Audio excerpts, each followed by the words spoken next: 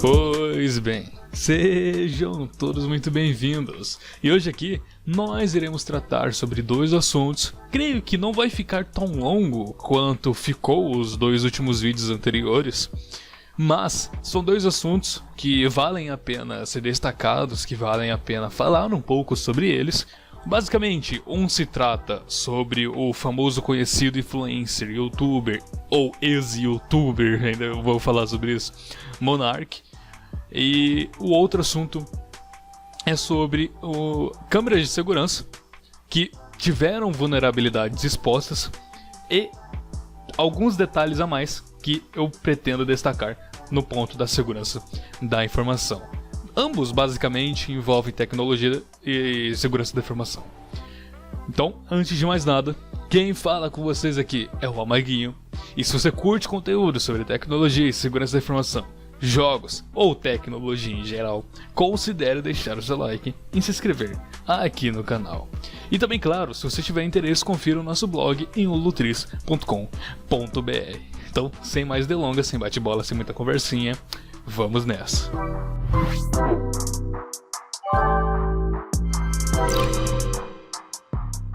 Bem, vamos começar aqui falando então sobre um ponto bem interessante que vem ocorrendo aí nos últimos dias e que se deu início basicamente há cerca de um mês mais ou menos, quase 2 meses, eu não estou lembrado ao certo, mas o que acontece? O Monark, uma pessoa bem conhecida aí por ter iniciado lá em 2020 o chamado Flow Podcast, que ficou muito famoso mundialmente, internacionalmente, por diversas pessoas, tanto nacionalmente, foi aí por um bom tempo o maior canal de podcast do Brasil, até ser passado pelo Podpah, em questões de número de inscritos, mas em questões de influência, o Flow Podcast ainda é maior. Mas enfim, este não é o ponto que eu vou entrar em detalhe, porque não seria um quesito para eu estar falando sobre. Mas o que acontece? Recentemente, aí cerca de um dia atrás mais ou menos, da gravação deste vídeo, algumas horas atrás, o Monark, ele declarou em suas redes sociais, Twitter, Instagram, que ele está indo para uma plataforma de vídeos chamada de Rumble, uma alternativa ao YouTube. E este é o ponto que eu vou entrar em detalhes. Não vou entrar em detalhes sobre o porquê ele foi cancelado, sobre se ele não era para ter sido cancelado, se ele errou, se não errou, sobre o podcast. Não é este o ponto, porque entraremos em assuntos políticos. Aqui eu entrarei sobre o ponto da tecnologia que envolve esta entrada do Monark ao Rumble. Eu pretendo depois realizar uma publicação no blog Ulutris sobre mais detalhes sobre essa plataforma, sobre como ela funciona, monetização e dentre mais questões que eu já estou pesquisando, já estou pegando detalhes, informações e em breve irei publicar, quem sabe já semana que vem eu trago aqui em vídeo também. Mas enfim, vamos lá. Rumble, como algumas outras plataformas como Dailymotion, Vimeo, Odyssey, BitChute e algumas demais plataformas, elas se colocam como uma alternativa ao YouTube. E por que todas essas plataformas, elas geralmente se colocam como essa alternativa ao público? É porque justamente o YouTube ele é basicamente o maior, o primeiro, o mais influente. É como se fosse um monopólio, digamos assim, nem tanto, mas é ele que manda em muitas coisas, saca? Por quê? Tudo que você quiser pesquisar vai estar lá. Todos os influencers de grande porte, todos os grandes influencers vai estar lá. Todos os conteúdos de maior qualidade também vai estar lá. Tudo que você pode procurar também vai estar lá. Tanto que é um ponto que eu vou entrar já sobre como que funcionaria essa alternativa, como que poderia realmente valer a pena. Mas, continuando sobre o Rumble, eles se colocam, o Rumble e demais plataformas se colocam como alternativas. E assim, é interessante ver essas alternativas e este ponto do Monark está entrando em uma delas, neste caso aqui, o Rumble, que a gente vai ter que entrar no ponto que é justamente a concorrência.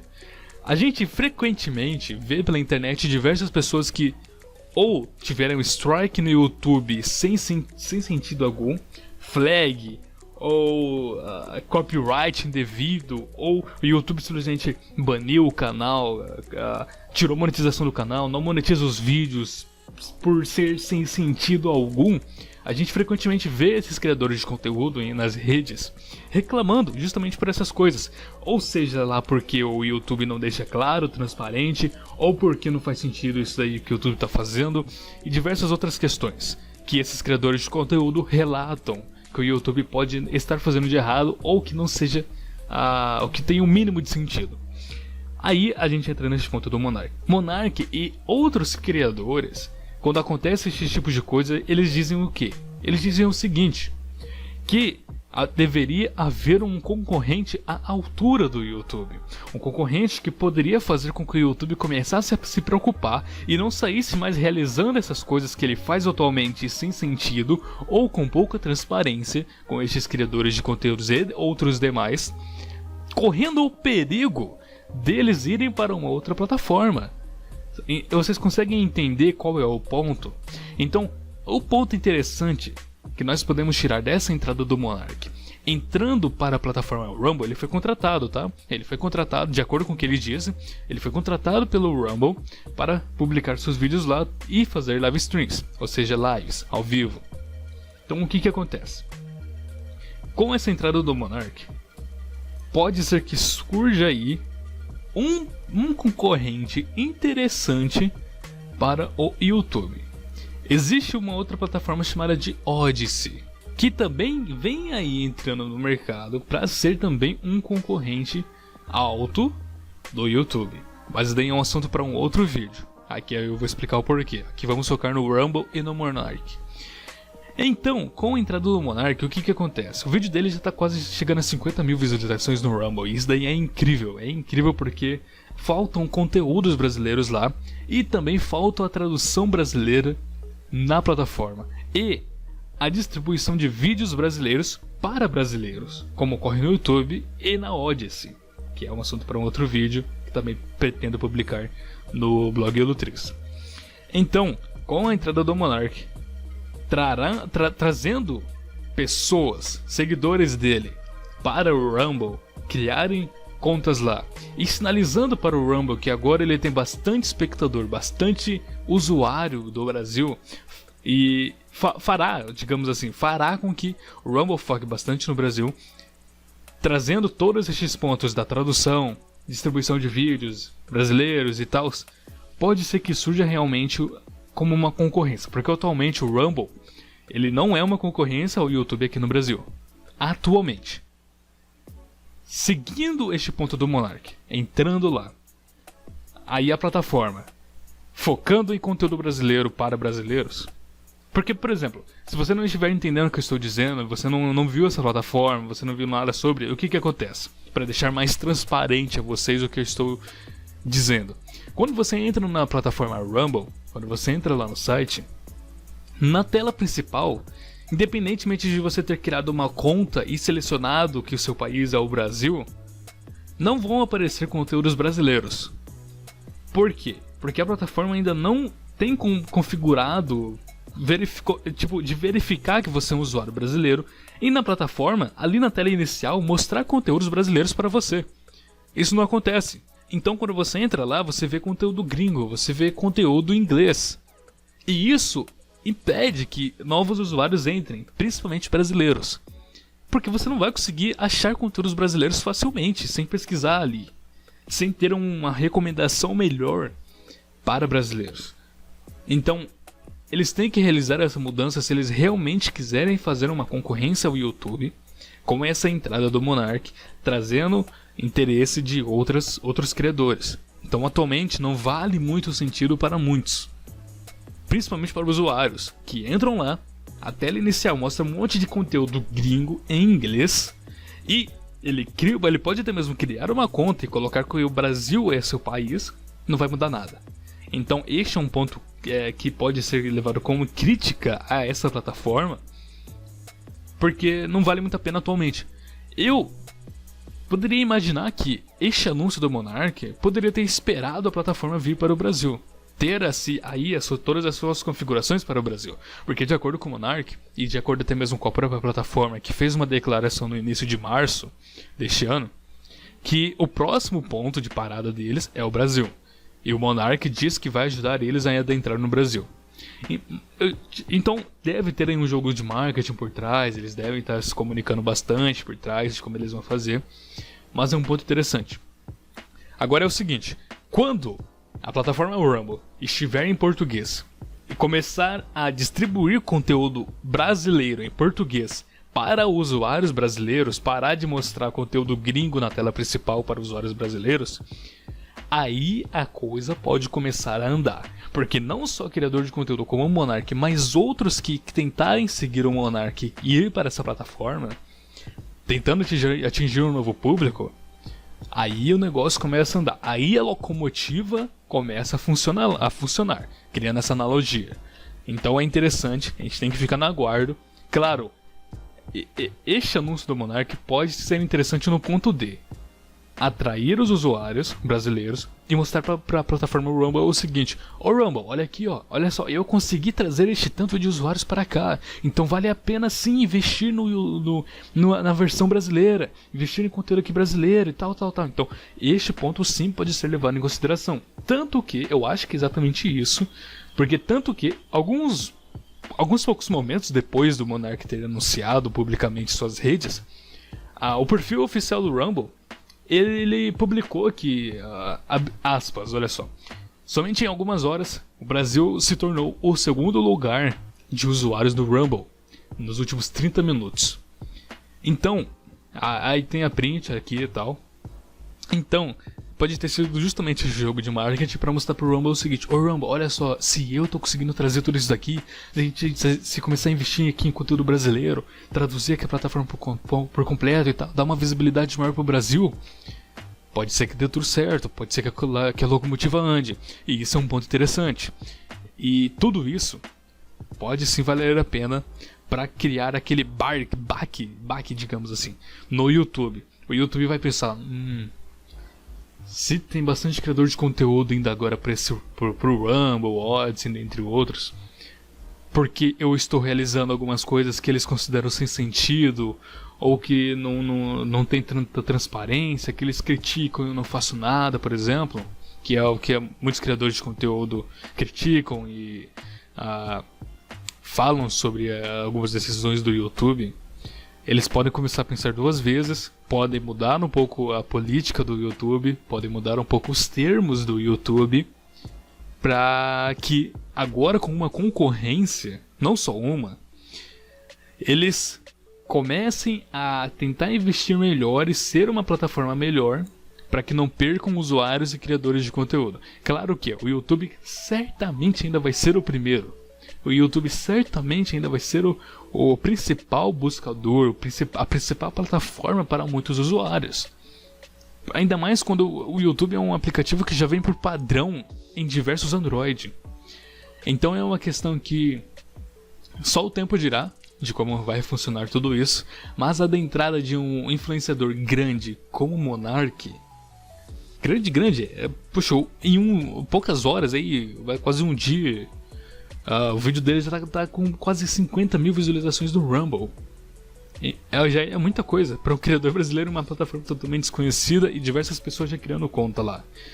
E um ponto interessante que eu também gostaria de destacar é que, para criadores de conteúdo pequenos, com o Rumble vindo para o Brasil e com um influenciador grande como o Monark indo para lá, vai ser interessante ver que novos criadores de conteúdos pequenos vão ter uma visibilidade que eles não têm no YouTube, nessa nova plataforma.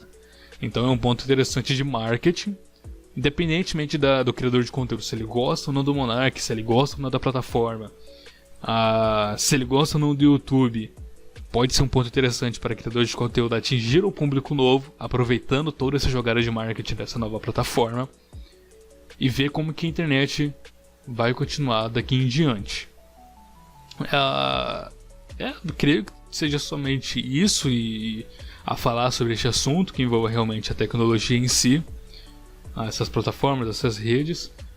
Eu não quero entrar em detalhes políticos e diversas essas outras coisas, porque não é assunto do canal, não é um tema do canal, mas este ponto aqui é interessante, tanto que o canal do Holotriz tem na Rumble. Eu criei recentemente na Rumble, e Basicamente é interessante porque você consegue sincronizar com o canal do YouTube e publicações que são feitas no YouTube também vão pro Rumble, como também acontece na Odysee, que eu pretendo falar também sobre ela daqui a alguns dias, uma semana mais ou menos. Enfim, eu vou deixar também o canal do Holotriz na descrição do vídeo, para quem se interessar e conferir vídeos lá na Rumble. Não vou focar tanto em divulgar assim no momento, porque, como eu disse, ainda não há uma distribuição de vídeos em português bem elaborada. Quando você entra lá na página inicial, somente vídeos em inglês gringos, não está traduzido. Então ainda tem aí algumas complicações, alguns obstáculos para os usuários brasileiros, que vamos ver se isso vai ser consertado após alguns dias. Quem sabe dia 4 mesmo, segunda-feira, já dependendo do dia que você esteja assistindo este vídeo aqui, que é o dia que o Monark vai publicar o primeiro episódio do novo podcast dele, que é o Monark Talks. Então vamos ficar na guarda. Bom, fugindo aí um pouco deste assunto, vamos entrar aqui no ponto que eu citei lá do começo das câmeras. Agora entrando no ponto direto de segurança da informação. Vamos lá, pessoal, o que acontece? Um modelo de câmeras chamado de WiseCams, ele sofreu aí algumas vulnerabilidades, algumas falhas que foram descobertas pela empresa de segurança chamada de Bitdefender. E tem aqui a CVE, mais detalhes sobre as falhas, mas não é este o ponto que eu quero entrar em detalhes. Se você é desenvolvedor, vale a pena conferir aqui a publicação na íntegra, que é do The Hacker News, que fala mais em detalhes sobre as CVEs, as vulnerabilidades em si. Mas o que eu quero trazer aqui em ponto com vocês é que é o seguinte: de acordo aqui com a própria publicação, através dessas vulnerabilidades, os hackers, ou agentes mal intencionados em geral, agentes de... os threat actors, né? Agentes... Caramba, tem um termo lá, agentes de ameaça, isso, agentes de ameaça, que queiram hackear aí essas câmeras, através dessas vulnerabilidades. O que eles conseguiam com isso? Eles podiam executar códigos remotos, isso mesmo, eles podiam controlar a câmera basicamente remotamente, após invadir através dessas vulnerabilidades. E além disso, além de conseguir controlar todo o sistema da câmera, eles conseguiam acessar os feeds, ou seja, todos os conteúdos já realizados pelas câmeras, tudo que já havia sido gravado pelas câmeras, através do cartão de memória, SD, como eles citam aqui. Então é uma questão que é complicada. É aquele ponto que a gente entra de sistemas vulneráveis. E que tem até mesmo aquela frase famosa lá de que nenhum sistema está salvo. E o que a gente pode tirar disso daqui? É mais um exemplo de que basicamente tudo que seja um sistema conectado a uma rede pode ser vulnerável, pode ser comprometido e invadido por hackers ou agentes de ameaça. E assim, neste ponto aqui das câmeras, o que é interessante, que a gente pode ter de detalhe, é que é uma questão que a gente não vê assim frequentemente. A gente não vê muitos assuntos assim, notícias que saem sobre câmeras que foram hackeadas, mas é um ponto que a própria publicação também deixa em destaque, que tem toda uma ligação, tem toda uma relação com a internet das coisas. O que seria a internet das coisas, resumidamente, mas bem resumidamente mesmo? A internet das coisas é basicamente tudo que possa se conectar a uma rede. Digamos que um óculos. Como que a gente faz para um óculos se tornar uma internet das coisas? Basicamente implementando uma tecnologia neste óculos que consiga se conectar a uma rede. O óculos que tem uma tecnologia que se conecte a uma rede, ele faz parte da tecnologia das coisas. Que é um exemplo muito bom? Casas tecnológicas. Uma casa que você consegue bater palmas para desligar a luz, por exemplo, ou colocar um temporizador conectado a uma rede Wi-Fi, que você consiga colocar um temporizador na luz através do seu celular, através do computador, ou através de uma Alexa, ou Google e tal. Isso é a internet das coisas. Você conseguir mudar a cor da luz, desligar a luz pelo seu celular, por comando de voz, isso é a internet das coisas. Tecnologias que são conectadas à rede que a gente consegue utilizar normalmente. Isso é a internet das coisas. Então qual que é a alegação aqui com as câmeras? Neste caso aqui, neste assunto aqui, com essas câmeras que foram comprometidas. É que é o seguinte, isso aqui é um exemplo que todas essas internet das coisas, todas essas tecnologias de internet das coisas podem ser comprometidas. Elas podem ser violáveis. E um ponto legal disso é que cada brecha que for descoberta em tecnologias que sejam ligadas a estes assuntos, elas, devido a ser conectadas à rede, elas podem receber atualizações de segurança. Então isso é muito bacana, isso daí é muito interessante. Que caso seja descoberta uma brecha na tecnologia deles, eles podem receber uma atualização de segurança remotamente da fabricante, da desenvolvedora da tecnologia. Então isso é um ponto muito bacana. Mas então, qual que é o assunto? Através deste ponto de tecnologias que podem ser comprometidas, a publicação também cita aqui, que é interessante que estas tecnologias não sejam conectadas diretamente a uma rede principal. Ao seu Wi-Fi, por exemplo, ao seu Wi-Fi que você utiliza aí normalmente para se conectar a tudo, a sua TV, controlar sua TV pelo celular, controlar sua lâmpada pelo celular. É interessante que todas essas tecnologias de internet das coisas sejam conectadas a uma rede de convidados ou uma rede dedicada a eles. Porque, digamos que você tem aí uma câmera e deste modelo aí que teve a versão 1, né, eu vou falar sobre isso, e foi comprometida. Se essa câmera fosse conectada em uma rede doméstica, a rede que você utiliza normalmente no seu computador para navegar e tal, poderia ser muito mais comprometido, muito mais perigoso do que se fosse conectado a uma rede de convidados ou uma rede dedicada para tecnologias de internet das coisas. Por quê? Imagina que essa câmera ligada a uma rede doméstica fosse comprometida. O hacker, além de ter ali controle da câmera, além de ter obter informações dos cartões ali, do HD, de gravações anteriores, ele ainda poderia realizar ali técnicas de hacking para invadir a sua rede doméstica e obter informações do seu computador, do seu notebook, do seu celular que você utiliza ali para navegar pelo Wi-Fi. Ele conseguiria obter muito mais informações, além de ele já ter invadido ali, comprometido a câmera de segurança que teve essa vulnerabilidade. E isso vale para outras tecnologias de internet das coisas. Tudo que possa ser comprometido, tudo que seja ligado a uma rede que hackers consigam interceptar. Então é um ponto interessante que a gente pode tirar de lição sobre este assunto. E um ponto interessante aqui é que essas vulnerabilidades são permanentes para a versão 1 desta câmera de modelo WiseCam. Elas só foram corrigidas na versão 2 e 3, como a publicação cita aqui.